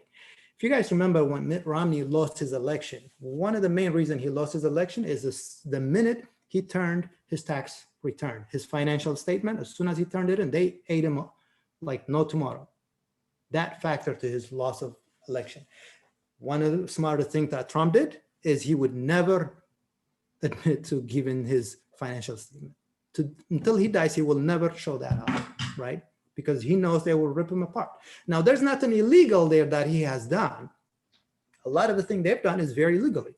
But we don't know any broke politicians, right? Because they write the rules, and they play by the set of rules that they write in. And so can we. But they don't teach us, right? Because Mitt Romney, when he showed that, his IRA value was over $100 million. And the funny thing is, in your IRA, you can only put $6,000 a year. So how was he able to grow that to over $1 million? $100 million. Is by putting real estate, commercial property. That is how he was able to.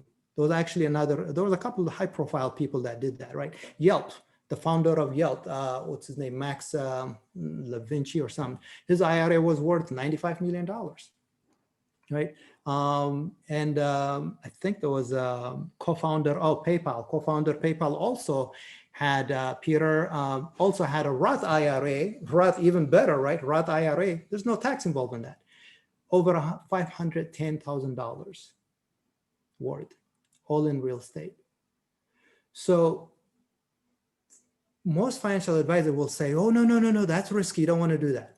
Of course, they're only looking for their self-interest because their focus is what's going to make them money first, and then they give you a little bit of return. So in your retirement account right now, if you're getting 2, 3, 4%, you're probably like, whoa, that's awesome. That's great. That's exciting. You can double that in real estate. I double that all day, every day. We do about 8 to 10%. Now for this Brevard County project, we're giving 14 to 16% rate because they bring in 250 to about $1 million in their retirement account. That's what they're contributing. So there is a way. So you can actually go there and roll over, get your self-directed IRA, right? There are custodials, very, very few. There isn't a lot of them out there, but there's very few that you can get custodials that will allow you to do self-directed IRA. So now you can control all your retirement yourself, and you can invest in what you know is the best, right? I'm a believer. Yes, you want to diversify. You could still do stock and everything else, but I think it's so important that you would want to look in this area as well for you, because this is where wealth is actually created in self-directed IRA. So I think this is very, very, it's a big topic when we talk about self-directed IRA, to show you the difference and how you could do the different breakdown. There's a diagram we usually draw out. But I just want to let you know, it's like most people say, well, I don't have enough money saved up. I'm waiting to save so I can use that for a down payment. No, you've got, if you work for a company 15, 20 years, there is capital. There is a way you could actually access that and be able to invest it into what you know best, your real estate. So if we look at the real estate market today, what I'm going to do is share, some of the information, like what's happening in the market space today. What do you guys think? This is an open conversation. What do you think is happening right now? What are we going to see? Are we going to see another debacle like 2008? Is there going to be a crash coming in? What would be the number one hurdle for anyone that hasn't been able to invest, right? Put in a chat room, come out and let's talk. What do you think is happening? What is it going? And I'm going to give you some sources where you could look up some of this information, right? That will help with to prepare you as you prepare for your new venture. Anyone else have any inputs on this? Well, even you can even speak with Tigrinya. We can talk about this in Zohane. And it gives me to take a little sip of my wine. Cheers. Happy New Year, everybody, by the way.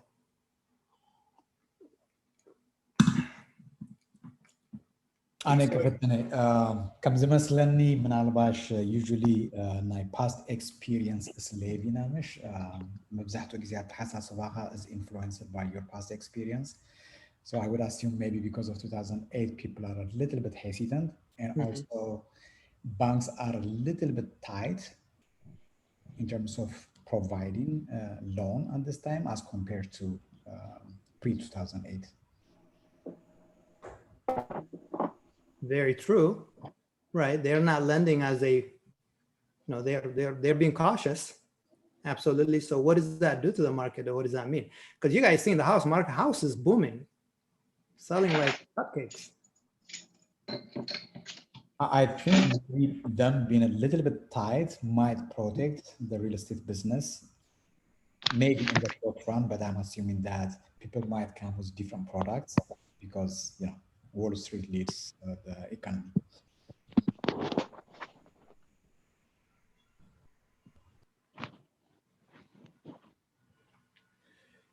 True. So there are a couple factors, we want to look at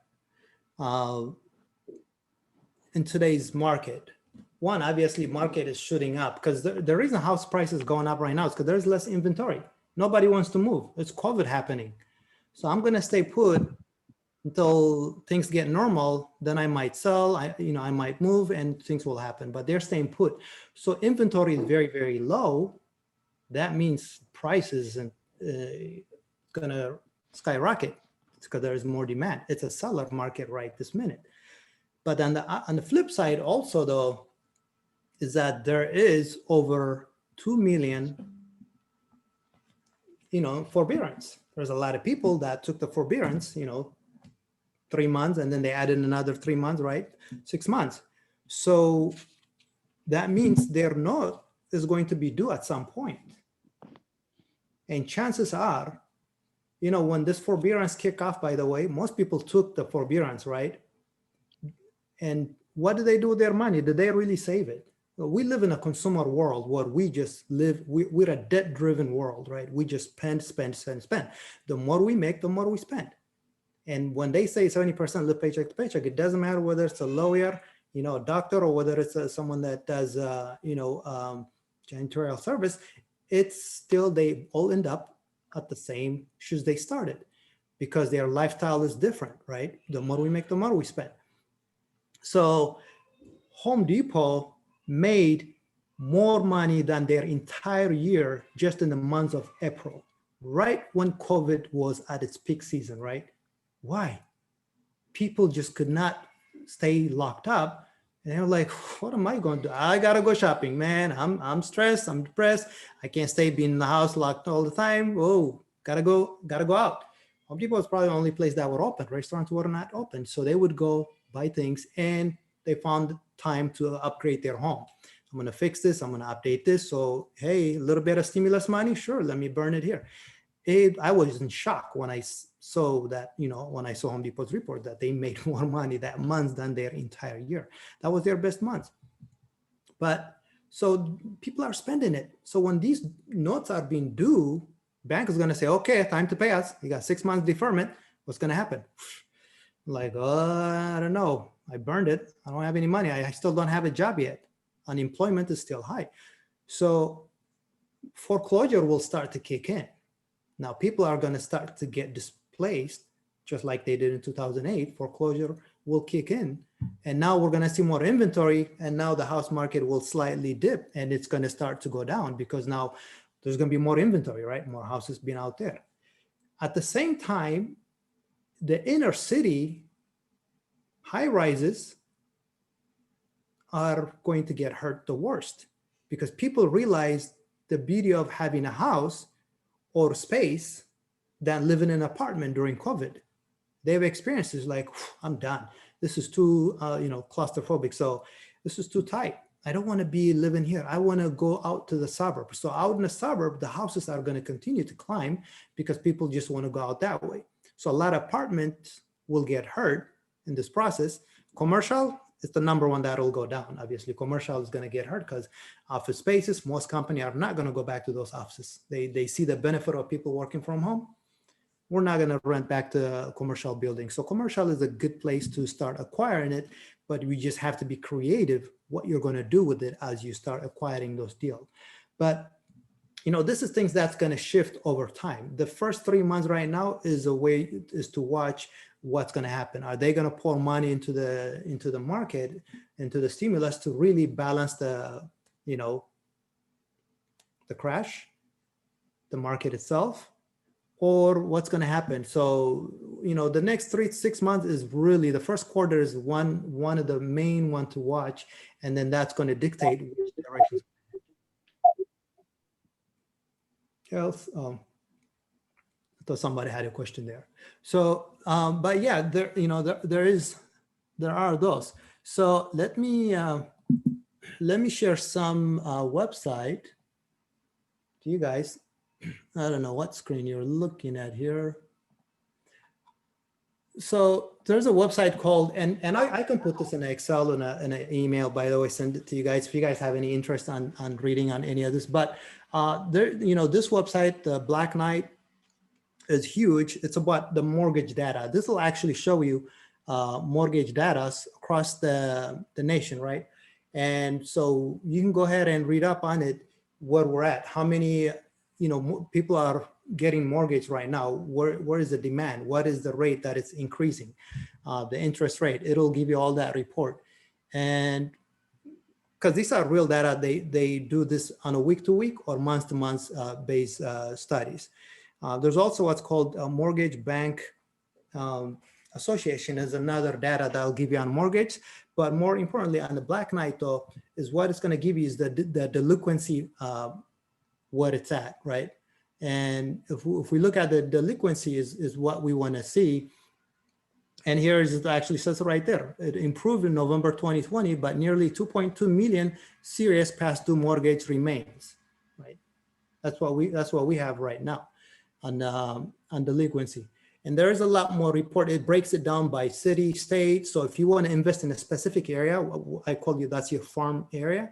And you can actually look at those data so you can prepare to provide, that solution when the time comes. There's also National Apartment is a good site to look at. This actually tracks where people are moving. It tracks, you can't track, where people are moving toughly, but you can track like U-Haul. U-Haul tracks its vehicle. Where did they rent it? Where did it go, right? Is it one way? Is it two way? So it does track, those are data they can track, and they show, so you can see where people are migrating from what area to what area. That's how we do the study in the Brevard County. the Titusville area, why so many people move in that direction is because finding the data that, that they've been tracking. And that's another area that you could look into. The Aspen Institute of Organization actually shows huge, especially if you guys know of anyone that's in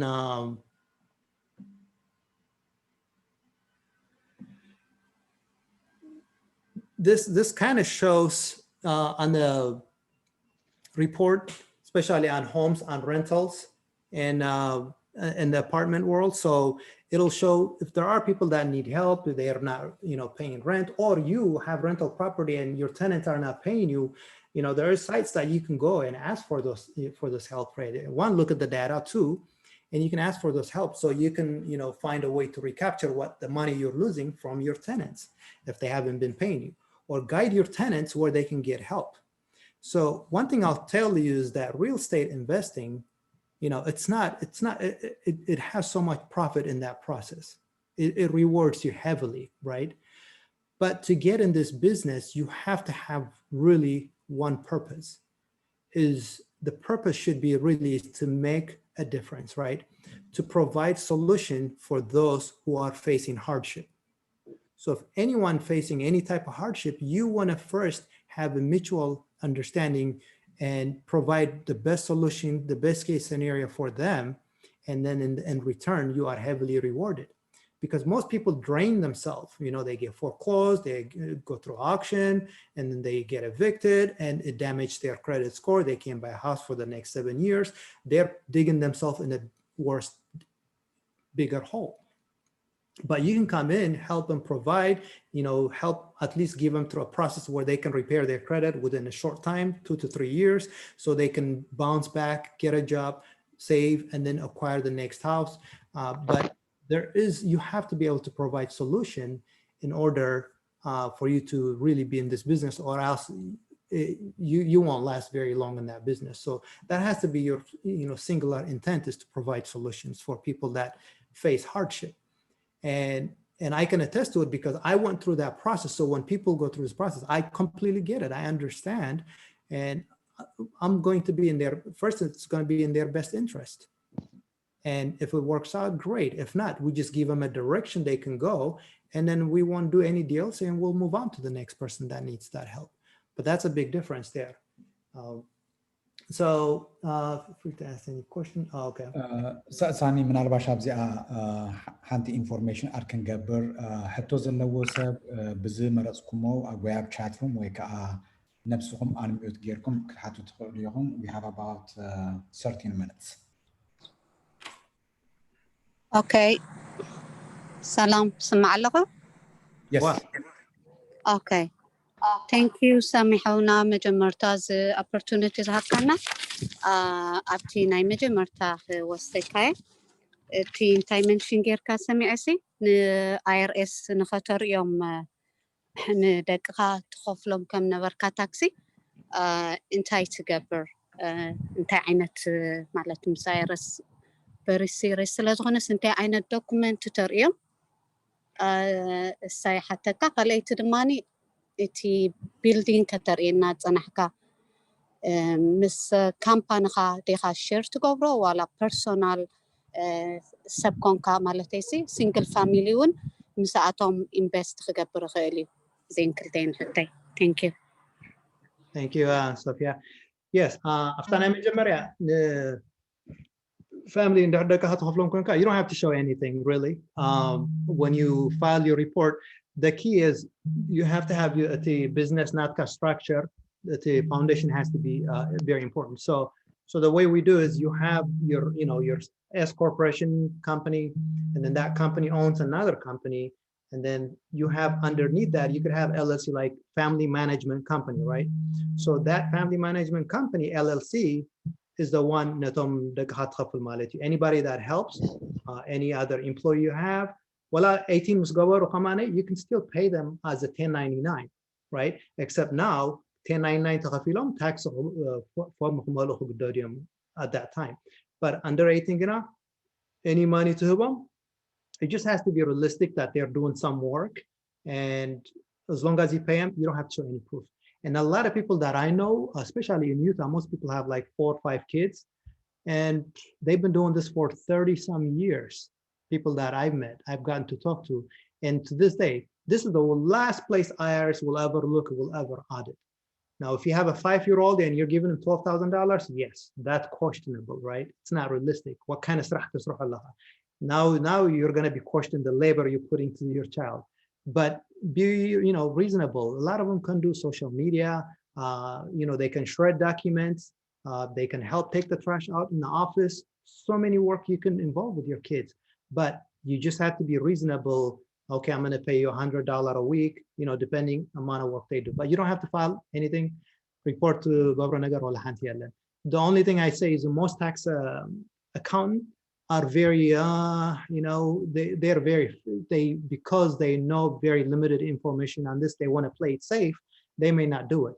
If that's the case, I say get rid of your tax accountant and then find one that will work for you, because they're losing you money in that process, basically. But on the question of the building investment, though, there's many ways we do investment. What we did is we formed, 9 people got together, we form an entity, Mary Partner Capital form entity Gerna, under that entity, MDF Kali entity Kafilna. So we all have a share in that company. And that company went and bought the real estate property, so that's how the share comes in.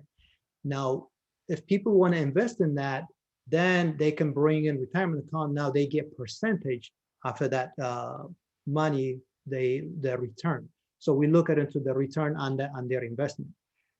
There's many different ways we can invest. Like we're closing on a house in 3 weeks, Haji, that we bought for $300. The house is worth $390, but we're buying it for $300 because it needs $35,000 to fix it. After fixing it, we may pay $20,000 to an investor money in that return in interest, and then the rest of the profit becomes, as a profit if you flip it. If you keep it as a rental, then you have 2 other options. So you could actually bring in, you have someone that's going to manage, run, and do everything. So you have someone that's got the intellectual capital, and you have someone that has the capital itself, the ganzab. You come together, you form an entity, a business, right? And now that business has 50-50 share, all the work that goes into it, and that property, if it's a rental or vacation rental, like Airbnb, then you have a passive income coming in every time. So tax season comes up, you get K1 tax property, you get your K1 both. Your K1 is what you report on your return malati. So all the depreciation goes through that house, and you're going to show a loss of income. And that means that loss of income, if you have a W-2 job, which you're getting paid, but FICO's taking too much money, you can capture because you lost income off of this rental on paper. Big difference, right? You're losing income on paper, but even though that property rental is cash flowing, let's say $800 a month, and that loss is what you can write off against your W-2 job if you have that, right?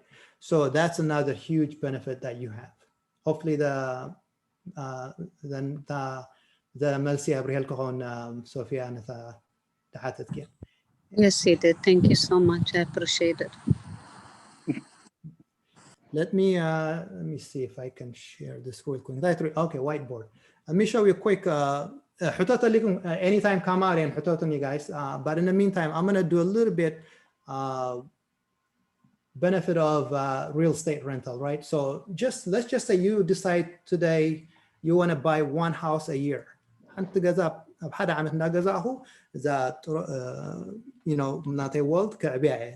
you want to go that route, absolutely nothing stopping you.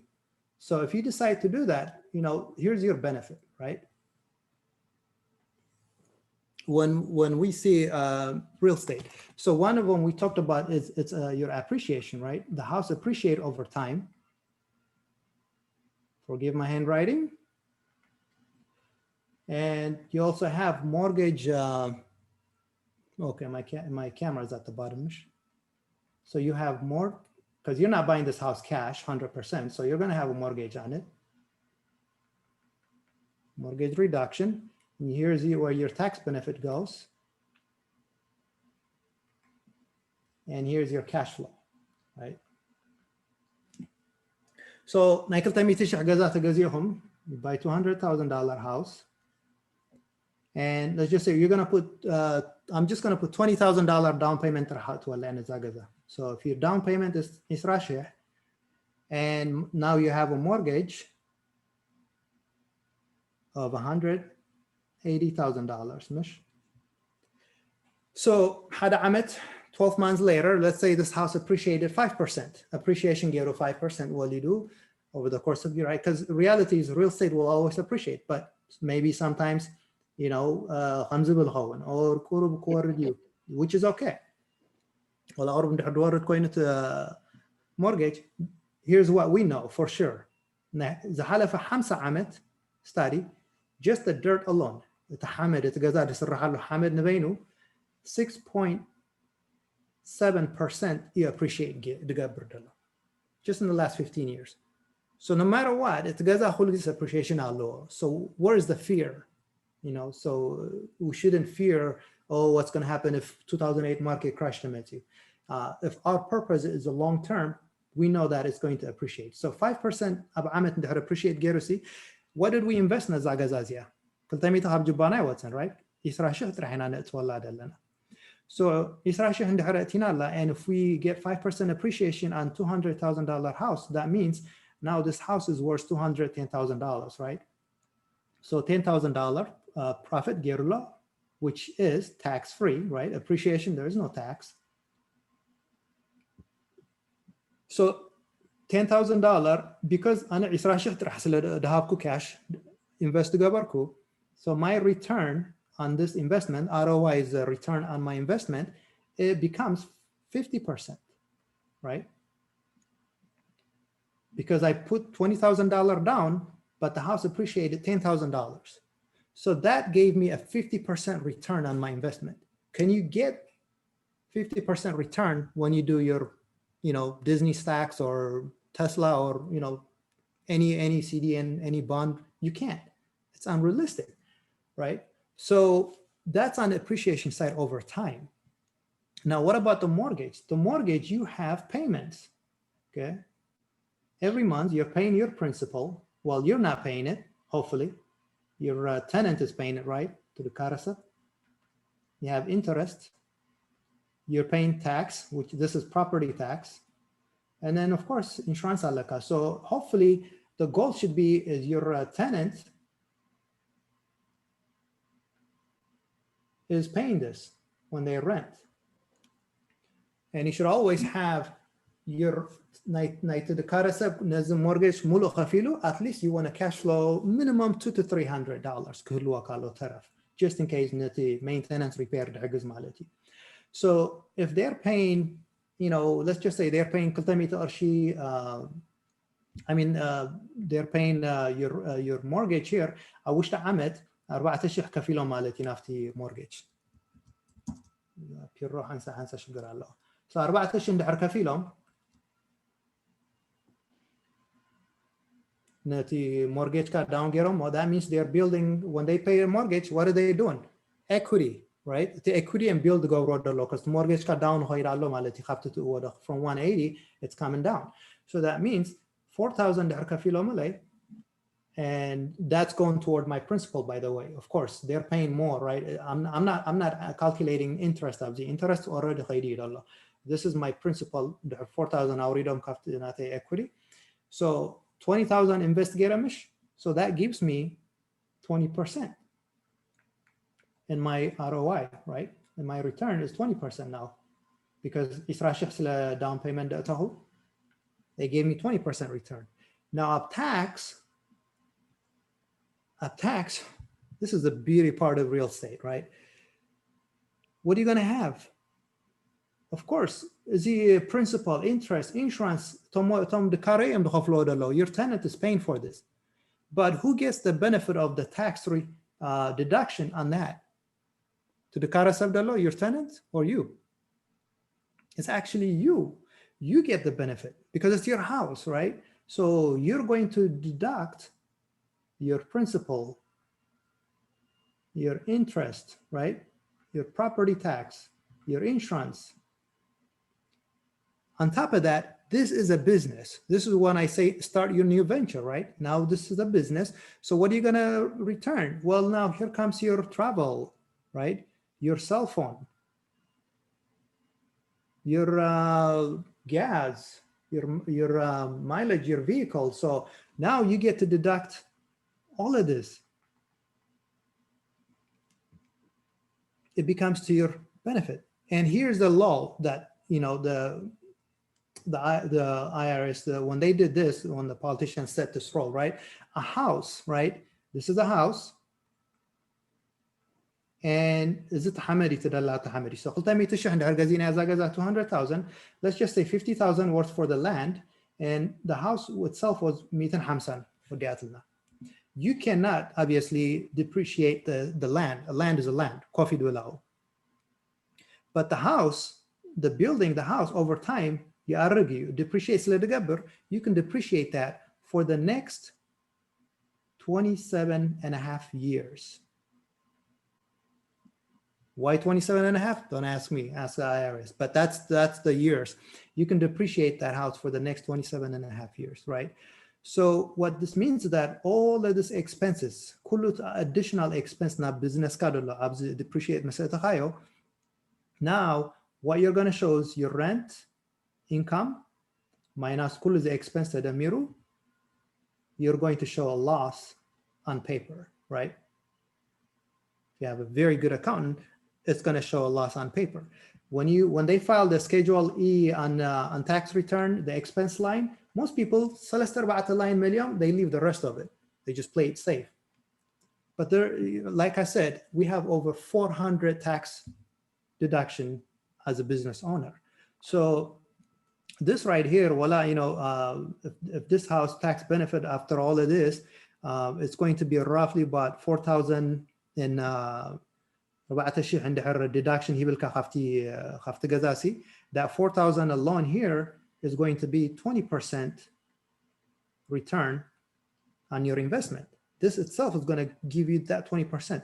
Now this deduction, this 4,000 right here, if you have a W-2 job, an income that FICO was eating, you know, you are paying 30 or 32% tax, from that tax return, you're going to get this money back. They're going to pull it off of that W-2. So there is even additional benefit to that, right? So that money can be recaptured. So that 20% right there is your return though. Cash flow is easy. You know, كله mortgage قال يخفيله ده كل time يتي قرشين ورحي extra ترفي راح يبقى له from this one house. You know, maybe that'll give you about $2,000 ربع عمت extra عند حرقتي لك تخاري after كل expense mortgage مسكفلة. Well, that $2,000 a year is going to give you 10% return.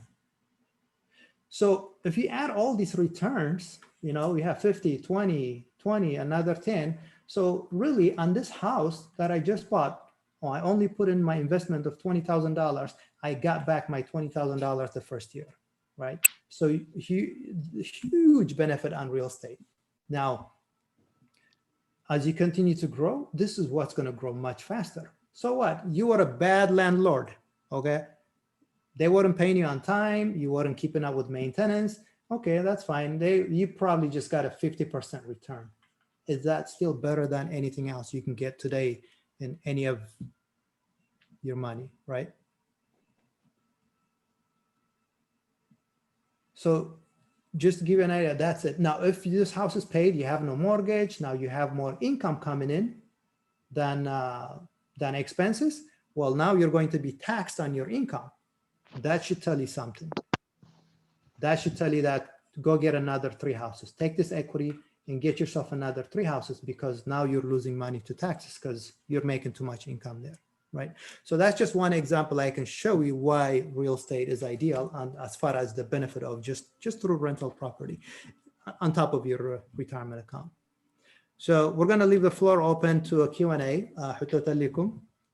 This would be a good time. Or if you want to share your thoughts, your, you know, you know, what you got out of this, that itself is very, very important for us too. Because you know,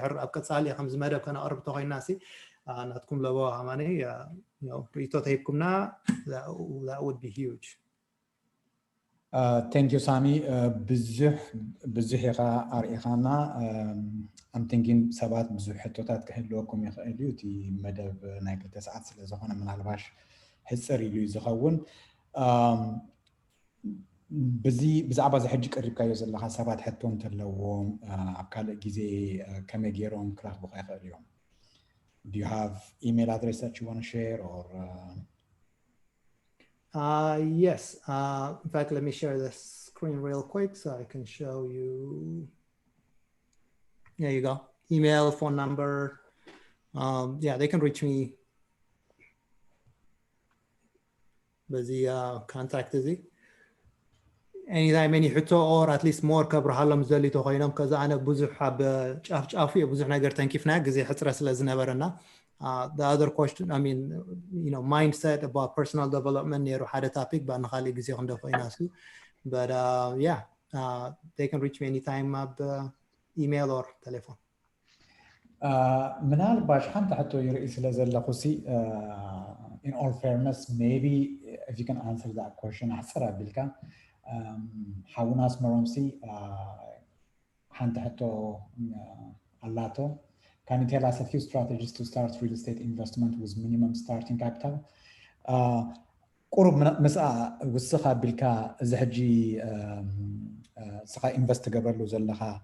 Is it a REIT product? Is it publicly available or is this privately held?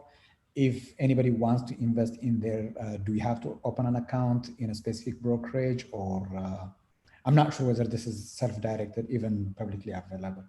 مسنا أسمرهم حتى حوسكا حطنا الهواء حتى حتى اللواء. All in all, تحزرنا maybe 4 minutes كهبة كيساني. Yeah, no, thank you, Asmaram. So Naizi Brevard County investment عبيتي investment سلادخونا سو I think February 1st publicly خواوني. I think سو ab 506C hedge funds it's going to be publicly, it's going to be advertised. The only thing عبيتي investments لدخونا minimum requirement is $250,000 and it's going to be locked for 3 years usually because long-term investment because multifamily see cap ground up in Hansarho cap merit develop يخون to commercial قالي investment على ناشط نروحوا بعد زي كالي ناشط جزاوتي أبز نروحوا or short term rental نجبروديو or ندكارة وين flip تجبر جزاوتي جنا that is anybody can start up como if anybody's have hey capital على نهندزي what can I do أبيك أنت هجبر خيل بخمي ما قد هجمرة دخل تخينو definitely telephone على we can talk more in person كنزارة ربولو نخلينا بعد where you can start is I think know your area and know the people you want to work with. And one thing I believe as a business is بينخات صراحة كل جزء takes a very long time to build. نوحد واسد كبيري هات صراحة because I wish to see بزر استفعال صراحتي دلوا. So لازم if you can build the relationship expand مقبار I bank with 5 banks for a reason, right? And because when one bank says no, I know the other bank is going to say yes. I understand it's not one, it's language plus what they're looking for. And so the relationship becomes very, very important. Know the area invest to go Thababi, Mitsunu, Agadasi. I think some of the website Dahabkuhum is a good place and also I encourage you to learn too. Read the books, maybe learn or invest in yourself. Because we pour so much money to be into college or university, quite frankly, we don't get that money back right away, right? We have to work 30-40 years for the job, and we don't even work the job that we graduated under, Mish. So but this kind of investment, if you know you're going to get your return back quicker, then yeah, you can invest into some education that offers this the area as well. I can refer definitely what I learned and everything in the last few years and why I decided to invest and learn it, because I wanted to speed my time because I don't want to slow it down. So was those the 2 questions? So But yeah, nothing to stop anybody. You can start investing tomorrow. Look at the market, what's happening right now. And one thing I'll tell you is, up comes the market crashed. When 2008 crashed, they just stepped back because they're like, I'm just going to wait, see what happens. I don't know where it's heading. So I'm going to wait. I'm going to wait a bit. But when we're ready, it's too late. Market is high. So most millionaires were made up comes the crash. So comes one is this is where, you know, millionaires were created. Most of their story, if you hear it, is this is when they start to get ready, and then they jumped on the train fast and built their empire. موسامي يكنلنا ካልኦት ብሩኻድ ሸዓመት ዝሓሸ ዓመት ይግበረልና እንዳበልኩ ናይ ሎም መዓልቲ ፕሮግራም ኣብዚ ዓፅዋ ብዝመፅእ ዘሎ ፕሮግራም ከዓ ብካልእ ኣርእስቲ ክንራኸብ ኢና ወትሩ everywhere he ኣብ ቀዳም ኣብ ናይ መጀመርታ ቀዳም ኢና ነዚ ፕሮግራም ንገብሮ የቀኒልና thank you good night Thank you, Daniel. Thank you, everyone. Happy New Year. Let's make this a great journey for all of us. Okay. Happy New Year. Bye-bye. Thank you. Thank you, Sam. Thank you, Danny. Thank you.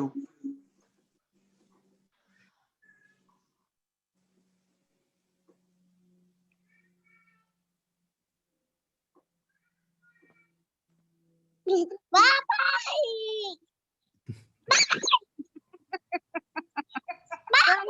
Happy New Year. Bye-bye.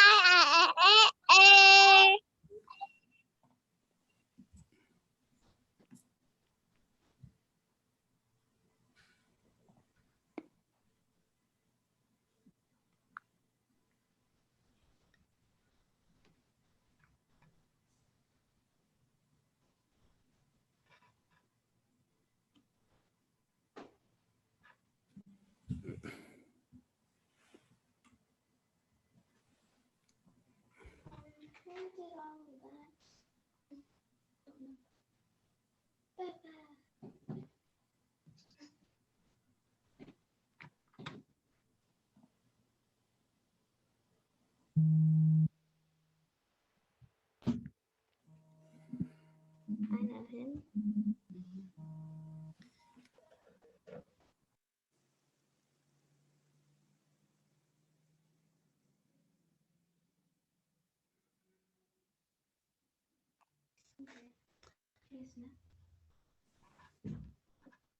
Oh, Dan, what's it, Danny? Thanks, Auntie.